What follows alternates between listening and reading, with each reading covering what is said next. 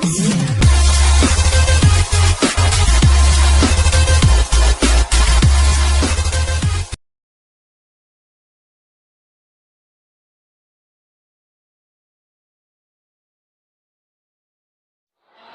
শিক্ষার্থী, আমার শুভেচ্ছা।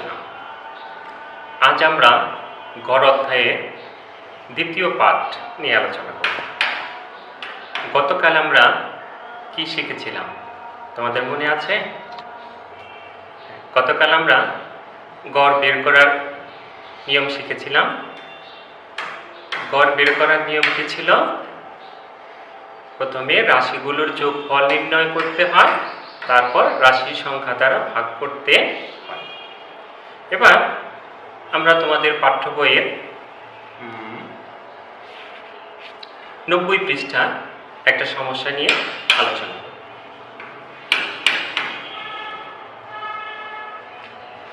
দেখো, বলা আছে একটি বাক্সের 20টি কমলার মধ্যে 3টির ওজন মেপে পেলাম যথাক্রমে 335 গ্রাম, 320 গ্রাম, 371 গ্রাম। দেখো, এখানে একটি বাক্স আছে, বলছে বাক্সের মধ্যে মোট কমলা হলো 20টি, কিন্তু তার মধ্যে মেপে দেখা হচ্ছে 3টি।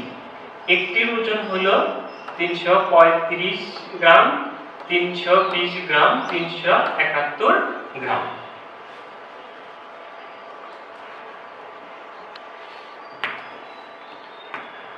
বলা হয়েছে কমলা 3টির গড় ওজন নির্ণয় করো। কমলা 3টির গড় ওজন নির্ণয় করো। দেখো, আমাদের কি নির্ণয় করতে হবে? গড় ওজন।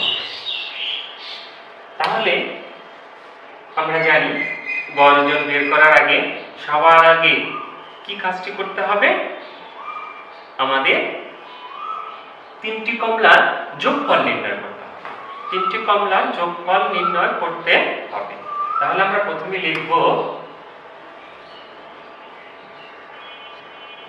3টি কমলার মোট ওজন 335 যোগ 320 যোগ 371 গ্রাম।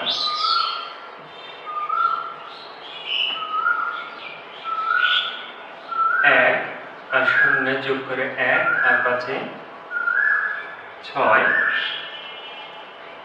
3 আর 2 5 আর সাথে 12, 12 আর 2 হাতে রইল 1, 3 আর 3 6 আর 3 9 আর হাতে রেখে 10।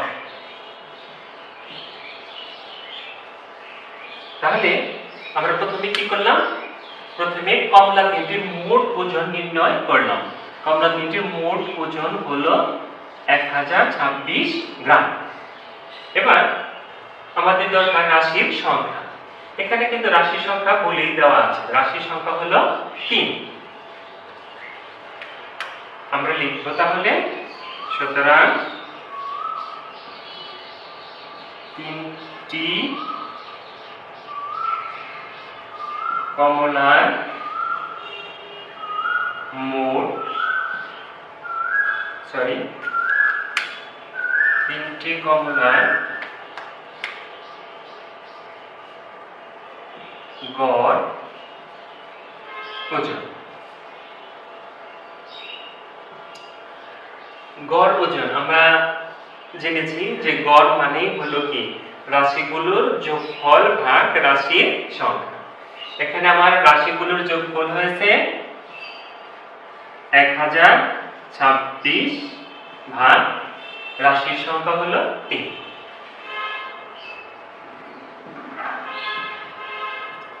গ্রাম। আমরা ভাগটা করে দেখি।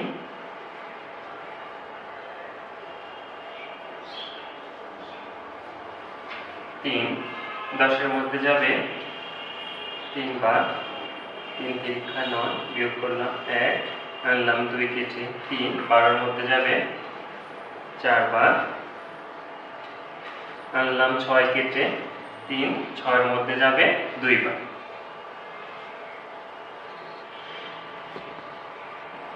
342 গ্রাম। তাহলে দেখো আমরা 3টি কমলার গড় ওজন নির্ণয় করলাম, গড় ওজন। আর গড় ওজন নির্ণয় করলাম কিভাবে? আমরা প্রথমে আগে 3টি কমলার মোট ওজন নির্ণয় করেছি, তারপর মোট ওজনকে কমলার সংখ্যা দ্বারা ভাগ করে গড় ওজন পেলাম। এবার আমরা দ্বিতীয় অংশটা দেখি।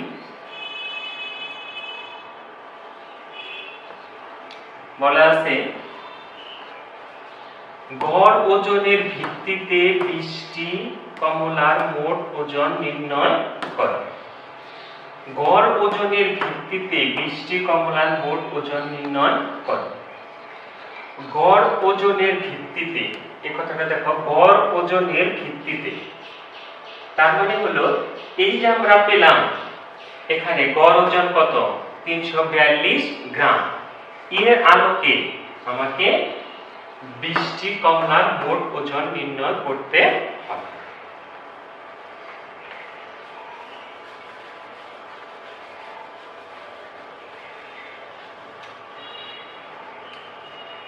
আমাকে মোট ওজন, আমরা কি নির্ণয় করব দেখো? মোট ওজন।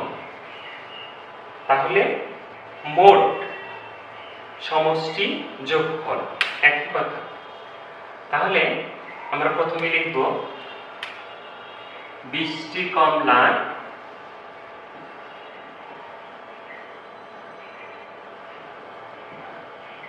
গড় ওজন।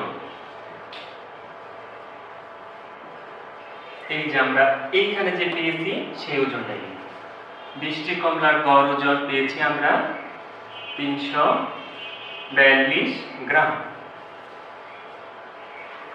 অতএব 20টি কমলার মোট ওজন, মোট, আমরা মোট বা সমষ্টি একই কথা। তাহলে আমরা জানি মোট মানে হলো কি, তোমাদের মনে আছে? আমরা গতকাল বলেছিলাম সমষ্টি বা যোগফল সমান কি বলতো? সমষ্টি সমান গড় গুণন রাশির সংখ্যা। তাহলে এখানে মোট, তাহলে গড়, আমার গড় কত? 342 গুণন রাশির সংখ্যা। এখানে রাশির সংখ্যা বলাই আছে কত? 20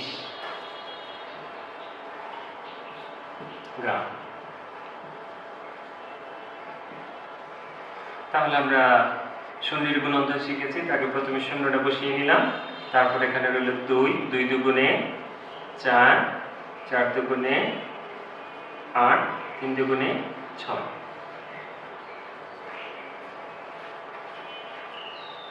আমরা লিখতে পারি উত্তর 20টি কমলার মোট ওজন 6840 গ্রাম। আমরা অনেক সময় এই জায়গায় উত্তর না লিখে অতএব দিয়েও লিখি, আমাদের যেভাবে ভালো লাগে সেভাবেই লিখি। তাহলে দেখো আমরা এই সমস্যাটি থেকে দুটা জিনিস শিখলাম। প্রথমে আমরা শিখেছি গড় বের করা। কি বের করা? গড় বের করা। এবং এই অংশে এসে শিখেছি আমরা মোট ওজন নির্ণয় করা। মোট ওজন নির্ণয় করা। গড় বের করার জন্য আমরা কি করেছিলাম মনে আছে তোমাদের? গড় বের করার জন্য আমরা প্রথমে এই 3টি কমলার ওজনের যোগফল নির্ণয় করেছিলাম। তারপর মোট 3টি কমলার মোট ওজনকে কমলার সংখ্যা 3 দ্বারা ভাগ করে আমরা গড় পেয়েছি। এই অংশে দেখো মোট ওজন কার ভিত্তিতে? গড় ওজনের ভিত্তিতে আমরা নির্ণয় করেছি। তাহলে আমরা লিখেছি যে 20টি কমলার গড় ওজন 342 গ্রাম আর 20টি কমলার মোট ওজন আমরা জানি মোট মানে হলো সমষ্টি, আর সমষ্টি বের করার নিয়মটা হলো গড় গুণন রাশির সংখ্যা। আমরা কত পেয়েছি 6840 গ্রাম। তোমাদের এমন এই ধরনের একটা সমস্যা সমাপনী পরীক্ষায় বেশিরভাগ ক্ষেত্রে আসে।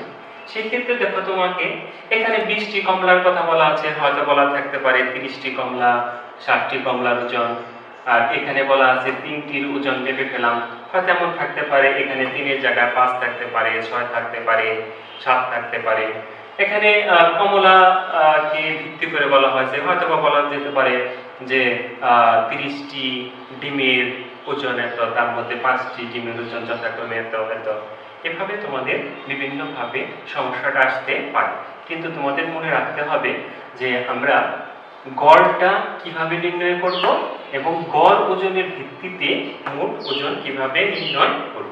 এই সমস্যাটা কিন্তু তোমরা বাসাতে অবশ্যই কয়েকবার করবে।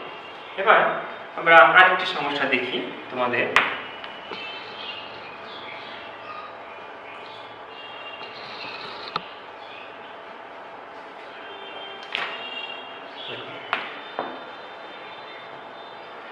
আমাদের পাঠ্য বইয়ের 92 পৃষ্ঠা, পাঠ্য বইয়ের 92 পৃষ্ঠায় সমস্যাটি আছে। বলা আছে নিচের ছকে ক দল এবং খ দলে গণিতে প্রাপ্ত নম্বর দেওয়া আছে। ক দলে 5 জন এবং খ দলে 3 জন শিক্ষার্থী আছে। দেখো এখানে একটা ছক দেওয়া আছে, এখানে বলা আছে ক দল। ক দলের শিক্ষার্থীর সংখ্যা 1 2 3 4 5। শিক্ষার্থীর সংখ্যা 5। এই কথার অর্থ কি বলতে পারো? এই কথার অর্থ কিন্তু রাশির সংখ্যা হলো 5। আবার খ দলের শিক্ষার্থীর সংখ্যা কয়জন দেওয়া আছে? দেখো 1 2 3, তার মানে রাশির সংখ্যা হলো 3। এবার দেখো এই সমস্যাটাকে আমরা কিভাবে বিশ্লেষণ করতে পারি।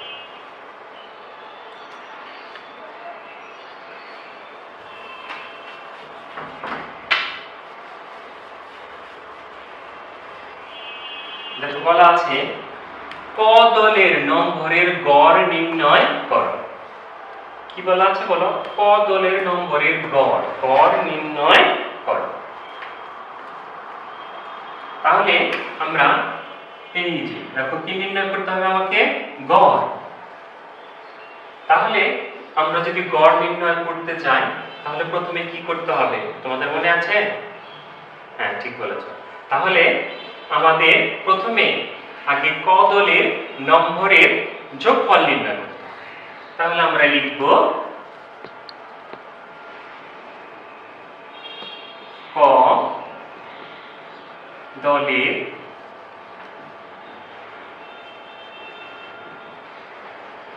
শিক্ষার্থীদের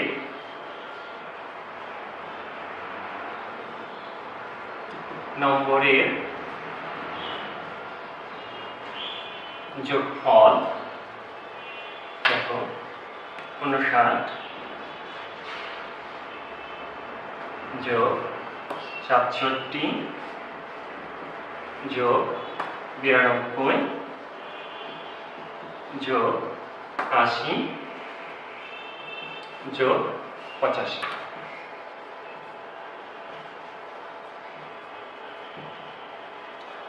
আমরা যোগ করি 5 আর 2 হলো 7, 7 এর সাথে 14, 14 আর 9 23, 23 এর 3 হাতে রইল আমাদের 2, 8 আর 8 এ 16, 16 আর 9 25, 25 আর 6 হলো আমাদের 31, 31 আর 5 হলো 36 আর হাতে আছে আমার 2, 38।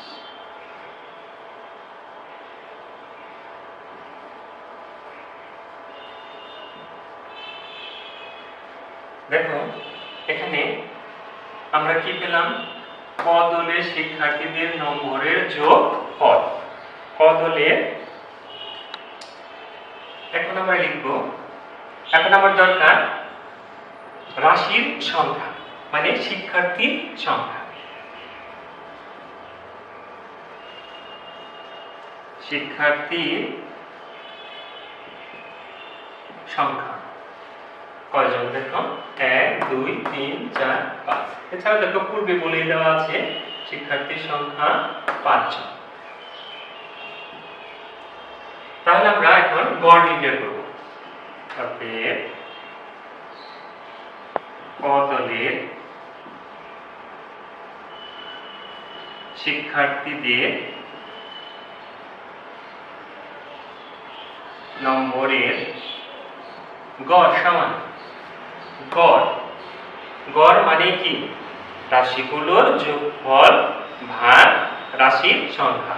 রাশিগুলোর যোগফল কত? 383 ভাগ রাশির সংখ্যা। রাশির সংখ্যা হলো 5।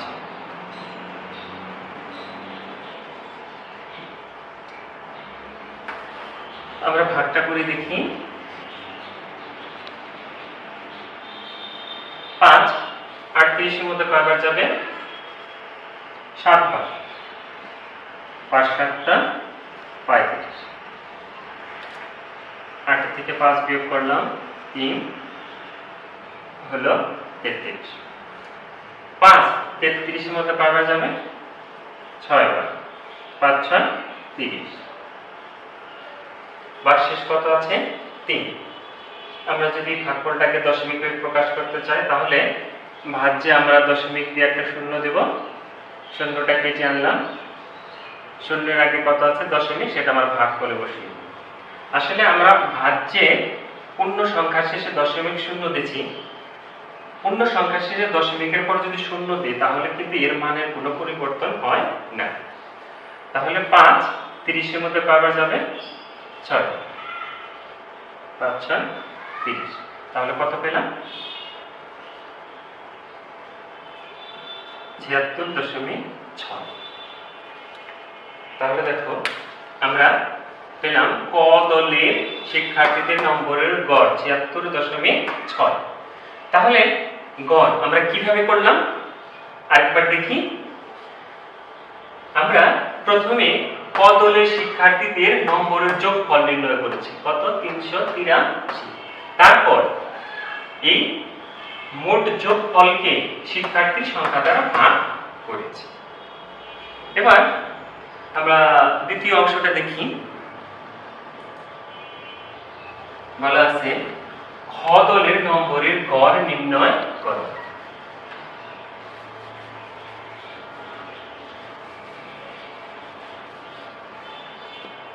খ দলের নম্বরের গড় নির্ণয় করো। তাহলে খ দলের নম্বরের গড়, আমরা গড় বের করতে গেলে তাহলে তো আমরা দেখেছি যে সর্বপ্রথমে তাহলে আমাকে কি করতে হবে? খ দলের নম্বরের যোগফল নির্ণয় করতে হবে। আমরা লিখব খ দলের নম্বরের, খ দলের শিক্ষার্থী সংখ্যাটা লিখলে ভালো হয়। খ দলের শিক্ষার্থীদের নম্বরের যোগফল। দেখো প্রথমে আছে 82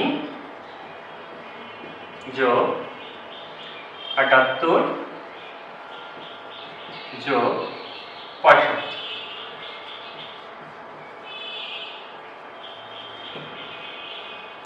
তাহলে আমরা যোগ করি 5 আর 8 হলো 13 আর 2 হলো 15। 15 আর 5 হাতের হলো আমার 1।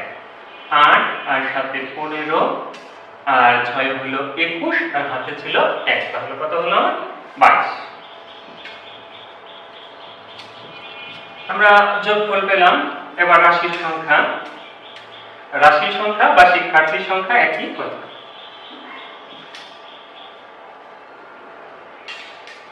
শিক্ষার্থীর সংখ্যা 3। তাহলে আমরা এবার গড় বের করব। খ দলে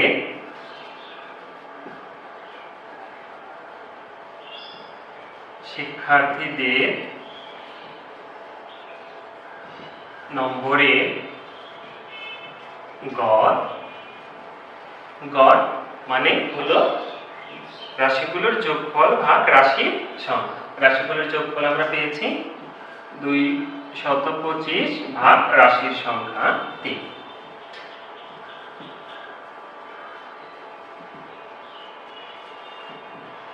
আমরা ভাগটা করে দেখি। 3 22 মধ্যে যাবে 7 বার, 3 7 21, 1 আনলাম 5 কেটে, 3 15 মধ্যে যাবে 5 বার।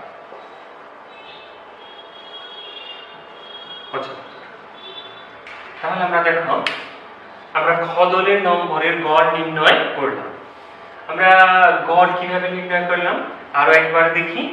আমরা প্রথমে খ দলের শিক্ষার্থীদের নম্বরের যোগফল নির্ণয় করেছি, তারপর যোগফলকে শিক্ষার্থীর সংখ্যা দ্বারা ভাগ করেছি। এবার এই সমস্যাটার তৃতীয় অংশ আমরা দেখি।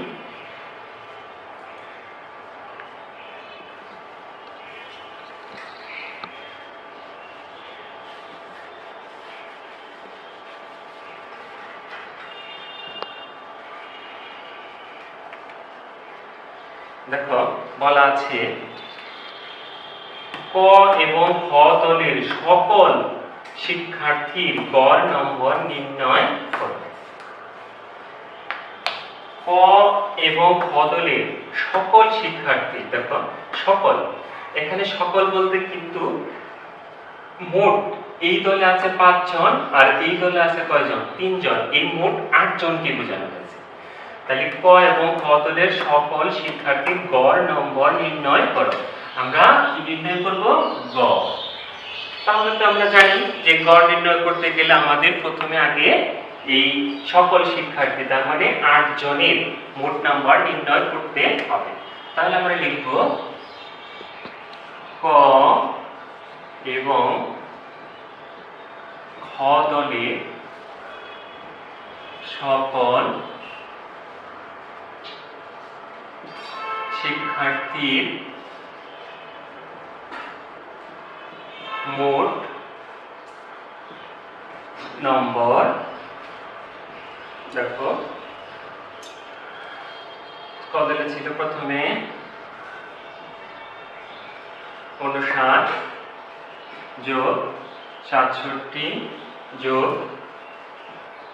92 যোগ 80 যোগ 85 যোগ 82 যোগ 78 যোগ 65। আমরা যোগটা করি। 5 আর 8 হলো 13, আর 2 15, 15 আর 5 20, 20 আর 2 22, 22 আর সাথে হলো 29, 29 আর 9 হলো 38, 38 এর 8 হাতে হলো আমার 3, 6 আর সাথে হলো 13, 13 আর 8 হলো 21, 21 আর 8 হলো 29, 29 আর 8 হলো আমাদের 37, 37 আর 9 হলো আমাদের 46, 46 আর 6 আমাদের হলো 52, আর 5 হলো 57, আর হাতে ছিল কত, 3, এই হলো 60। আচ্ছা, তাহলে আমরা ক এবং খ দলের সকল শিক্ষার্থীর মোট নাম্বার বের করলাম। এবার আমার দরকার রাশির সংখ্যা, মানে শিক্ষার্থীর সংখ্যা। শিক্ষার্থীর সংখ্যা 1 2 3 4 5 6 7 8। এখন আমরা গড় নির্ণয় করব। সুতরাং ক এবং খ দলের সকল শিক্ষার্থীর গড় নম্বর। গড় আমরা জানি গড় মানে রাশিগুলোর যোগফল ভাগ রাশির সংখ্যা। রাশিগুলোর যোগফল হলো 608 ভাগ রাশির সংখ্যা 8। আমরা ভাগটি করে দেখি।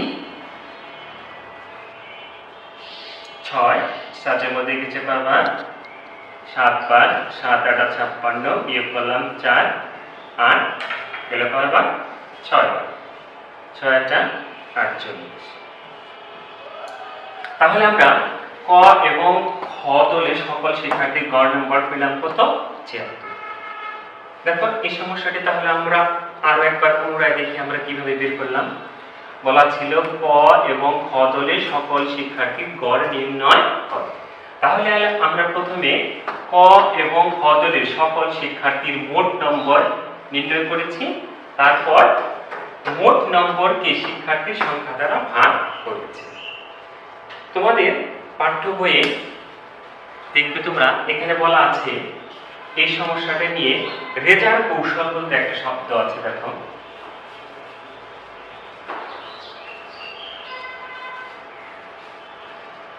রেজার কৌশল। রেজা ক এবং খ দলের সকল শিক্ষার্থীর গড় নির্ণয় করেছিল এভাবে। সে বলেছিল যে ক ও খ দলের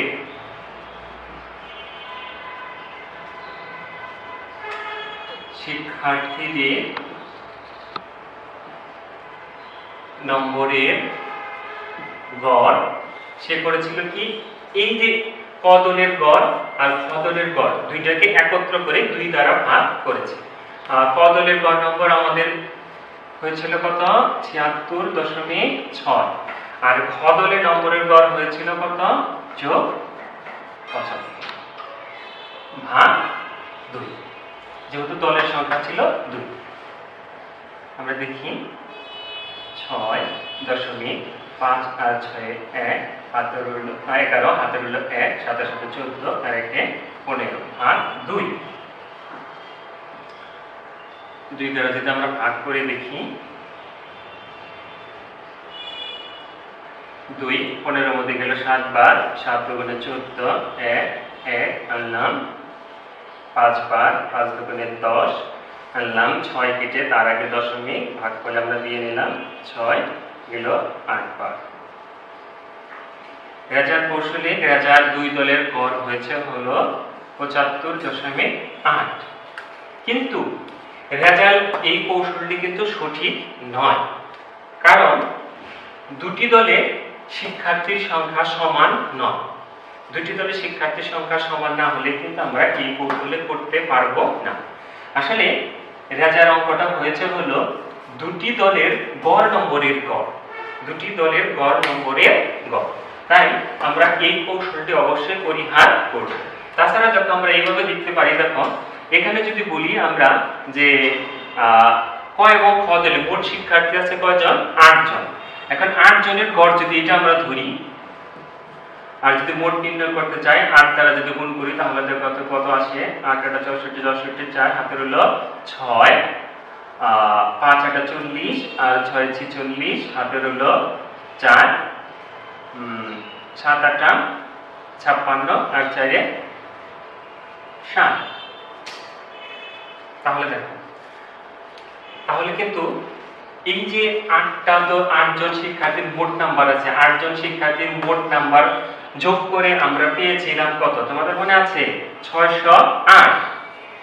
কিন্তু এইখানে দেখো আমরা যদি রেজার কৌশল অবলম্বন করি তাহলে আমাদের 8 জন শিক্ষার্থীর মোট নম্বর আসে 606.4, যা ঠিক নয়। তাই আমরা এই রেজার কৌশলটি অবলম্বন করব না।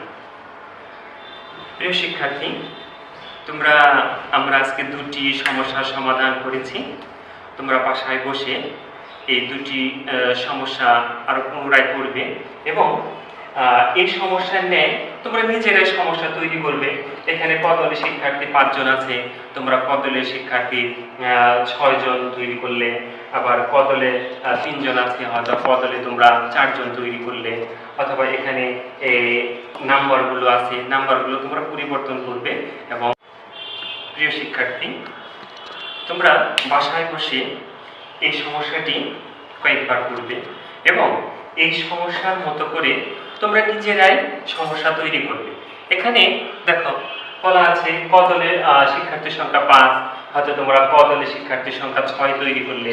এখানে বলা আছে খ দলের শিক্ষার্থীর সংখ্যা 3, তোমরা খ দলের শিক্ষার্থীর সংখ্যা 4 নিলে, অথবা এখানে যে সংখ্যাগুলো আছে, নম্বরগুলো আছে, এই নম্বরগুলো তোমরা পরিবর্তন করলে। এভাবে তোমরা নিজেরাই সমস্যা তৈরি করবে এবং নিজেরা সমস্যা তৈরি করে নিজেরাই সমাধান করার চেষ্টা করবে। আশা করি ভালো করবে। প্রিয় শিক্ষার্থী, আজ এখানে আমরা শেষ করছি। ইনশাআল্লাহ আমরা আগামীকাল আরো নতুন সমস্যা নিয়ে তোমাদের মাঝে হাজির হব। প্রিয় ভিউয়ার্স, আমার ভিডিওটি যদি আপনাদের ভালো লেগে থাকে এবং যদি আপনাদের মনে হয় শিক্ষার্থীরা উপকৃত হবে, তাহলে অবশ্যই শেয়ার করুন এবং আপনার কোনো কমান্ড বা ভিডিওটি ডাউনলোড করতে ইউটিউবে গিয়ে সাবস্ক্রাইব করুন হোয়াইট বোর্ড PS এই পেজটি। ইনশাআল্লাহ আগামীকাল আবার দেখা হবে। সে পর্যন্ত আল্লাহ তাআলা সবাইকে সুস্থ রাখুন।